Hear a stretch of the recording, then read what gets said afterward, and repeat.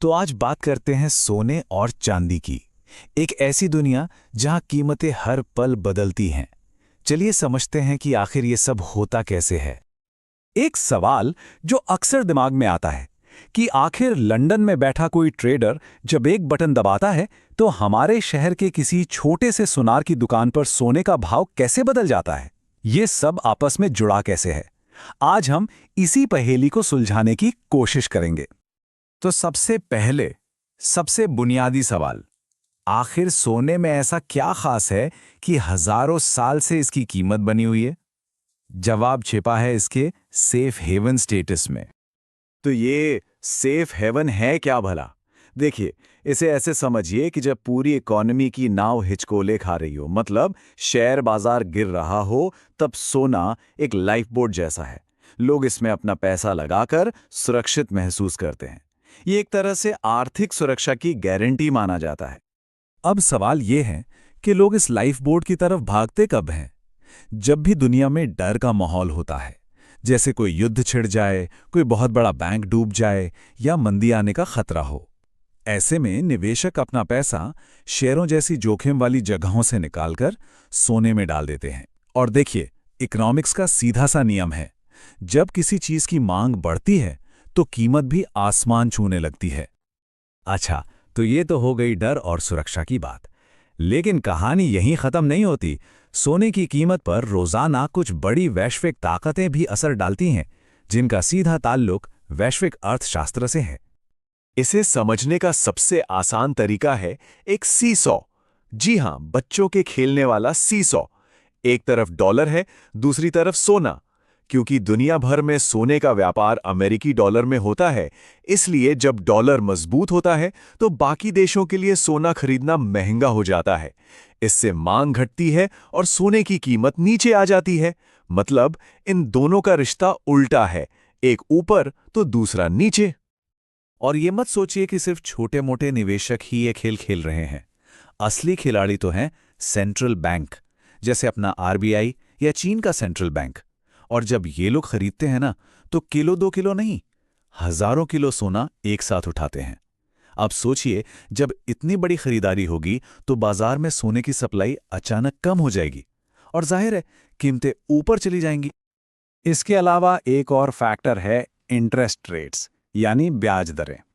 सोचिए, अगर बैंक में पैसा रखने पर ही तगड़ा ब्याज मिल रहा हो तो कुछ लोग सोने से पैसा निकालकर बैंक में डालना बेहतर समझेंगे, है ना? क्योंकि सोने पर रखे रखे कोई ब्याज तो मिलता नहीं। तो जब ब्याज दरें बढ़ती हैं तो सोने की चमक थोड़ी फीकी पड़ सकती है।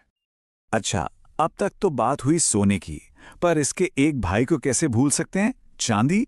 और ये जानना बड़ा दिलचस्प है कि सोना और चांदी हमेशा एक साथ कदम से कदम मिलाकर नहीं चलते। इसकी एक बहुत बड़ी वजह है। सोने से बिल्कुल अलग चांदी असल में एक इंडस्ट्रियल मेटल है। मतलब ये सिर्फ तिजोरी में रखने की चीज नहीं है, ये काम की चीज है।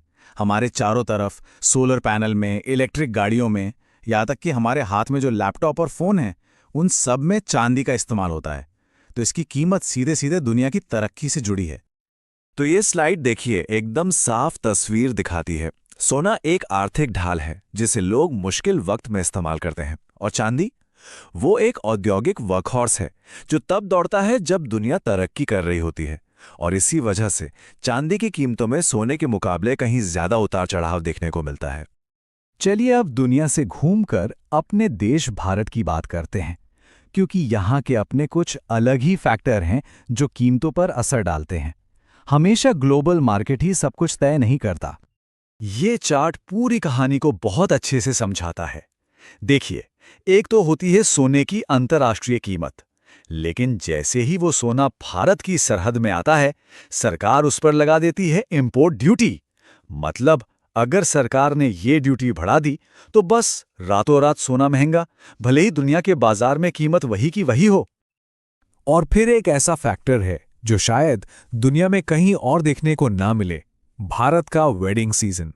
जब देश भर में एक साथ लाखों शादियां होती हैं तो सोने की मांग में जबरदस्त उछाल आता है, और ये उछाल कीमतों को भी ऊपर खींच लेता है, भले ही दुनिया के बाजारों में शांति हो।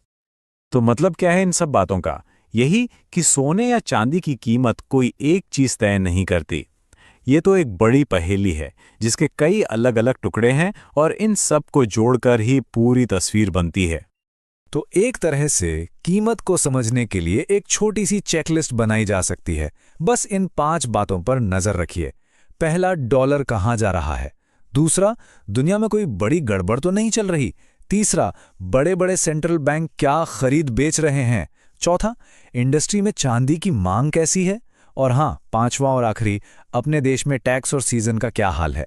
इन सब को मिलाएंगे तो कीमत का अंदाजा लगाना थोड़ा आसान हो जाएगा।